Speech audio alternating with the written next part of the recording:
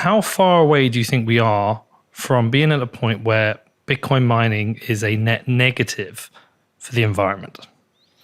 And when I say net negative with emissions, not because we have so many interesting projects. We have, Bitcoin miners being part of the grid, and part of the grid being supplied by renewables. We have the work being done by Adam Wright with regards to landfill sites. Are we trending towards getting to the point where we would actually be able to say, look, there is a net negative, mining is a positive for the environment? Because once we knock that one down, like Elizabeth Warren's fucked there. She's going to have to come up with something else. We really need good academic work. The truth is, I can't answer that question with any kind of authority. Okay. But let me give you some. Let me give you some. Tell me about the journey where we're at. Let me tell you about the journey. Okay. So, one resource here I have to shout out is Daniel Batten's stuff, because he thinks it's like 2 years. He thinks in 2 years alone we will be at net carbon equivalent neutral to negative. Not everyone agrees with him. I've seen him challenged. Exactly. So I think the only way to settle this is with a true deep study of all the inputs to methane mining on landfills. Like those machines are huge that treat the gas, that spin turbines to generate electricity with the gas, right? And then the miners themselves, you have to look at like the inputs to that entire setup. And then what is their lifetime? How fast do they break down or need maintenance? And then you have to like kind of amortize that for their carbon footprint or whatever over the lifetime of the operation. So that's a rigorous analysis. I'm meeting somebody from the University of Texas who does this for methane flare gas mining, or flare gas flaring, I should say, already does this LCA stuff at UT Austin, but he doesn't know anything about mining. Someone from the White House put me in touch with him. Flex. Flex, yeah. All right, big time, Charlie. I'm just one of the many people I think that the White House reached out to talk to, right? But like this is just an academic who works for the White House who puts me in touch with somebody else. But like that's what we need. We need we don't have an answer. But let me give you some of the other open questions that help towards that. Yeah. So we have this paper written by Josh Rhodes, who is a legit energy expert scholar for Lancium through his shop, Ideasmiths. Who's Josh? Josh Rhodes. Don't know him. You should look him up. Should we have him on? Quite possibly. He's not a Bitcoiner. He trashes Bitcoin a lot on Bitcoin Twitter. Let's get him on then. But he wrote a paper for Sean and the others at Lancium. And recently he reiterated on a panel, do you know Spencer at Sangha Systems? No. Okay. No. Well, okay. There's another possible guest. But he repeated this on a panel with Spencer and a couple of others recently. So I think it's still the conclusion, at least Josh still thinks it holds. Conclusion is like, how much flexibility do we need in a data center in ERCOT in order for it to be net carbon negative? So flexibility is like the amount of downtime that can be called upon by the grid. The more flexible the load, the more the grid benefits because it can chop off it can shut them down when it has peak demand, so they're not adding to peak. But it gets more revenue from the times when there's not as much demand. And that revenue allows them to build out new generation. And the generation that they're building out is largely renewable in that grid, right? They're adding wind and solar at an epic rate. So if you can give more revenue to the system to build out renewable, then you are adding load on the system, critical load on the system, then you'll be net negative. Well, has the work been done to look at the inputs for the creation of the renewables? Because that's one of the criticisms that comes from people who think the renewable stuff is a myth, in that what you require to build wind turbines, to build solar panels, you need coal for solar panels, then you have to ship them from China to the UK, and then has the inputs been included in that work? I'm not sure if it's in Josh's work. if it's in this number that I'm about to give you? That's something maybe to ask Josh. Because that's an important question. Of course. Because I don't have an answer for that. When somebody says, "Well, it's Well, okay. Here's I've since our previous show where you kind of asked me this question, and I was like, I don't know. I did look up a ton of sources on the what the inputs are, and what's interesting is like there's a range. right." It depends on how and where things are made, and the materials are changing, the methods are changing, like whether they're recycled is changing. Everything is changing. You even mentioned like coal from China for solar, right? Well, we can make solar panels here in the U.S., and we do. Okay. And, so basically everything is up for grabs. What I want to do is like really I want you to interview Nick Morley. I don't know if you can. Why do I know his name? Nick is awesome. Okay. Nick is one of my, he's one of my tutors. Okay. So long-time solar guy from Australia, solar engineer, but now he's working for a bank in Singapore. Where's he based? Now in Singapore, he just moved to Singapore. There's more and more reasons to go to Singapore at the moment, Danny. It's a short trip for me. Yeah.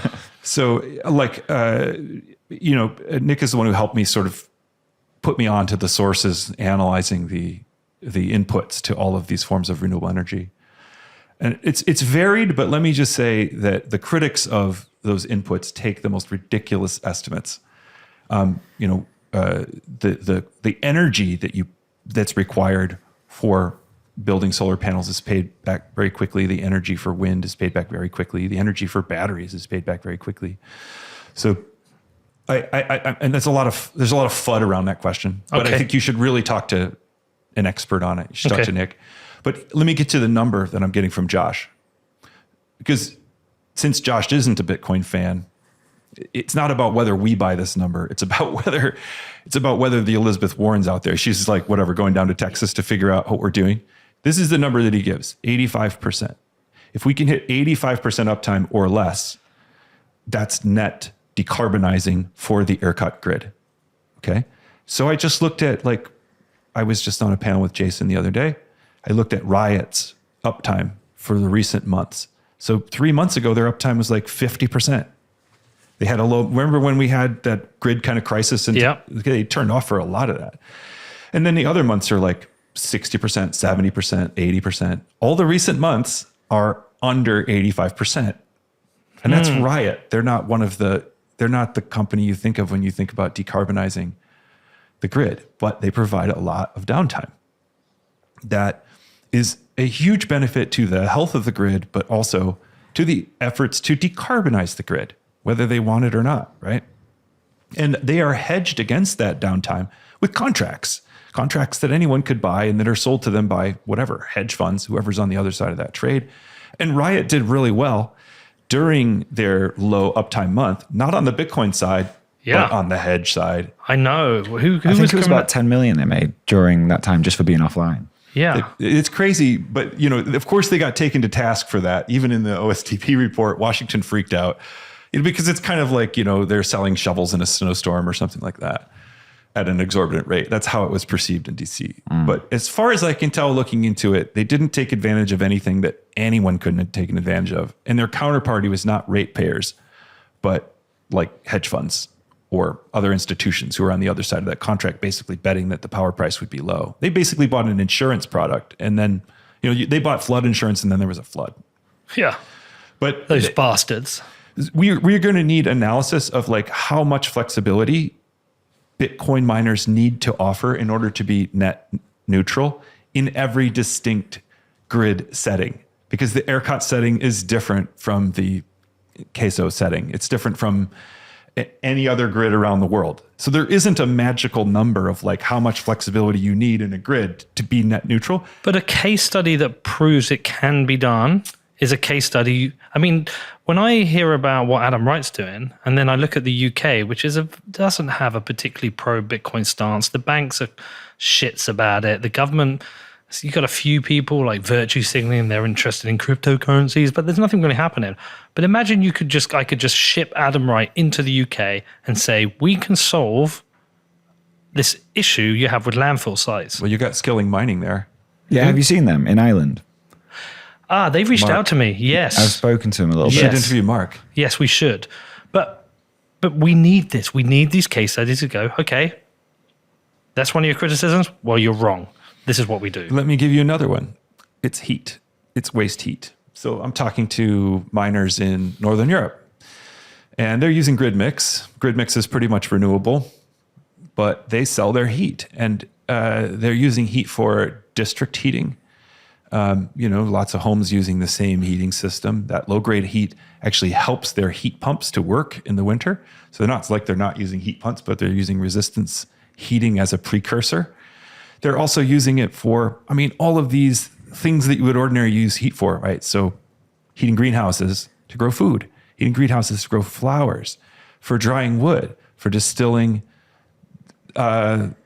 whiskey, for paper processing. Paper mills use low-grade heat. Basically, any industrial application of low-grade heat could have a miner in line. 100% of the energy that goes into a miner comes out as heat. It goes in as electricity, comes out as heat. Now, if you ignore that, you'd be like, oh, Bitcoin has a carbon footprint.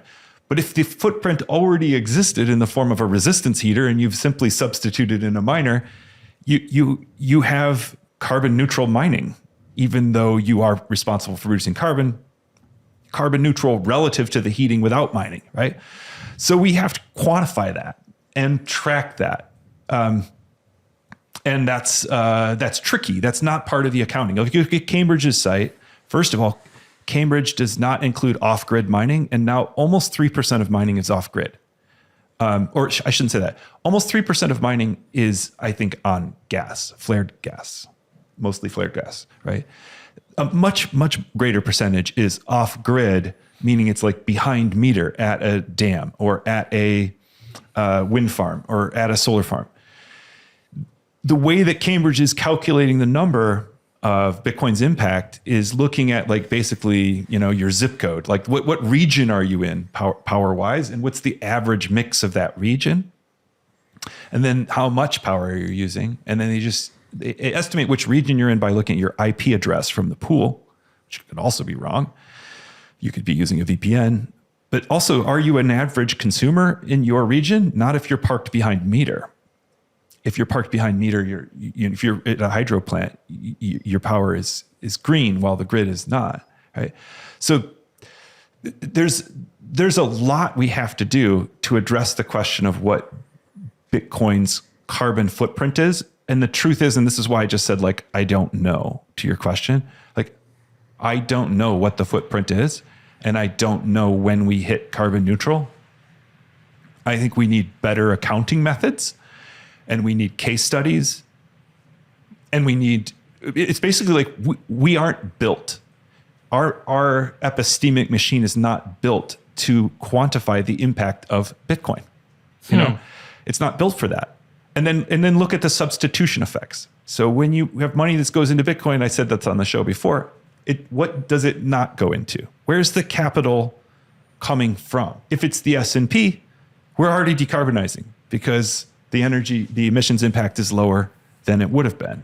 Is it gold? Well, I think our carbon emissions profile is probably greater than gold's per unit of value, right? But we don't have the other effects of gold mining, which are like chemical pollution, right? All of the tailings and pools. So it's kind of like propping up dictators. Propping up dictators, right? It's like, what are you substituting for? Since Bitcoin is a record of the past, a monetary network, a store of value, it plays a lot of different roles. To what extent are we replacing the petrodollar in the US military? To what extent are we replacing the banks and Visa? To what do we subtract out? When you come up with an electric car, we come up with a footprint pretty easily because it's a kind of footprint. Because we know what the impact of cars are, and you know what the impact of an electric car is, and it's like, okay, if the electric car uses less over its lifetime, which I think it does, we can just look at the difference, and that's how much carbon you're saving. But with Bitcoin, we don't have a set class of alternatives to compare, so we can just subtract and see the difference. Even the electric car, though, is made up. You have to take into account the energy mix for that too, right? Because if you're charging it on a grid that's powered by coal, then... Exactly. So the IEA analysis of electric vehicles has different components. One component is like the parts of the car that aren't the battery. Then there's the battery part of the car, like what energy and what emissions required for that. And then there's how much does it cost, how much emissions to charge it over its lifetime, given a certain grid mix, given a certain amount of miles you drive. And then for the gas car, you have the same thing minus the battery. How much did it cost to manufacture? I mean, how much emissions for its manufacture? How much emissions come from the gas and the supply chain to get the gas to you?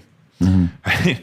And then that's also going to be dependent. Like, do you live in Saudi Arabia? How far does the gas have to travel, et cetera? And so it's hard to generalize, but it looks like even including everything, if you drive more than 10,000 miles with the car, that's like where you hit for a typical electric vehicle. Right. You hit the flip over point where before 10,000 miles you have a bigger footprint with an electric car, and after you have a lower one. So the more you drive, kind of the farther you get ahead of the gas counterpart. Got you. I mean, anyway, you see the comparison. I do, You yeah. quickly, you have a gas, you have electric. What is, if Bitcoin is the electric vehicle, what's the gas vehicle? And because Bitcoin is like not like anything else, which is why it's bloody hard to explain this thing. Then what do we compare it to do our math? We're like intellectual pioneers here in trying to find the comparison, trying to find the footprint, doing it rigorously. And all I can say is we're just at the beginning of that process, but it's extremely hopeful. Well, it puts this other pressure on now that we need the Bitcoin price to grow. We need increased adoption, because adoption can increase the pace of change for integrating Bitcoin miners in landfill sites. Like we need further adoption. We need the price to grow. I don't think it's probably been particularly helpful that these scams and frauds that have crashed the Bitcoin price over the last year, they've not helped us. I disagree. Okay, tell me. I think it's good. I think the Bitcoin, the companies I'm advising are going to hate me for saying this, but I think it's great that the whole mining industry is in pain. The pain isn't great. Just like these consumers are suffering from getting ripped off by FTX. I feel for them, but I'm glad that FTX crashed. Like otherwise it would have just crashed later, right? So I think we're seeing a purification within crypto. We're seeing we're getting the dross off, and we're seeing what's pure, and it looks more and more like that pure thing is Bitcoin. Right? Yeah, but are we laying an empty road for new scams? That's what I worry about. Like, give it 4 years, and the same bullshit will happen. There will be a new SBF, a new psychopath, a new fraud. I'm not saying that won't happen. Yeah. But I am saying that showing what is real and showing what's not real is worth it, because everybody basically ran an affinity scam on Bitcoin, right? Bitcoin's great. So are we. And this is what scammers do. They find something that's true and valuable and amazing, and then they latch onto it and use it to take people's money. And so watching this stuff crash down, it hurts. And maybe we need to think really hard about how to stop it from happening again, because it will. Takes us full circle back to regulation. Takes us back to regulation. It's an uncomfortable topic, but it's a good thing to see the water drop and see who's swimming naked, right? That's good. Okay, same with mining, except even better.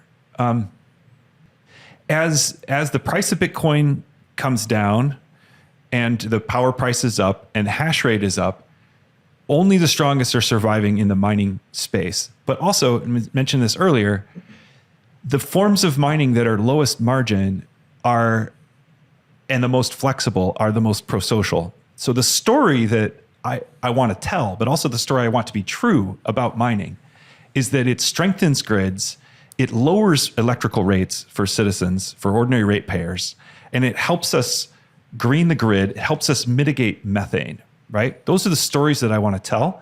Those stories were wrong during the bull run because everybody's just plugging in. Now, those stories are coming true. And so here's what I want. It's not that I don't want Bitcoin to grow in price. I do. And it needs to grow in price in order to be big enough to help us make the transition, actually.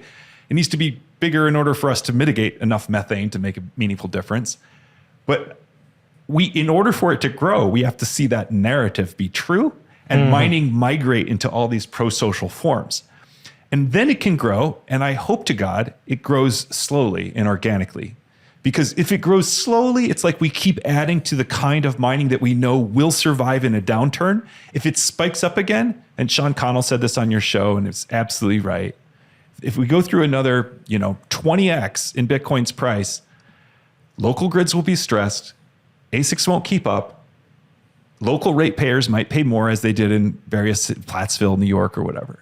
And we're going to get all the blowback again, and then all the work I'm doing, like the BPI work, laying the foundation for how Bitcoin can be pro-social, is all going to be like put on hold again, and I have to go through another cycle of like, wait, Bitcoin is going to be pro-social again. Just wait for the price to crash. Well, maybe it's like of every 4-year cycle, it's pro-social for 3 years, and it's not for a year, but it's net pro-social. Look, I know you want that. I would love Bitcoin just to have steady, constant growth. It's not going to happen. It's not how psychology works. Yeah, it's not how human incentives work. It's right. Greed and fear, and I think we will keep seeing that.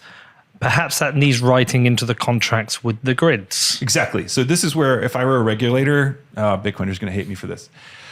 If I were a regulator, I would look to kind of protect the grid against sudden new loads and actually losing sudden old loads. The grid needs Bitcoin in a way. You can hurt a grid by just shutting off a huge operation when they come to rely on it for ancillary services. So I would be very careful in structuring contracts, first of all. But if I were a regulator too, I might guard against a sudden influx of massive load that would really destabilize a grid and push up rates. So I might put caps or percentages of new load that are allowed. Like, I think that's not ridiculous for a local community to think about, right? I would do that if I were a mayor or something.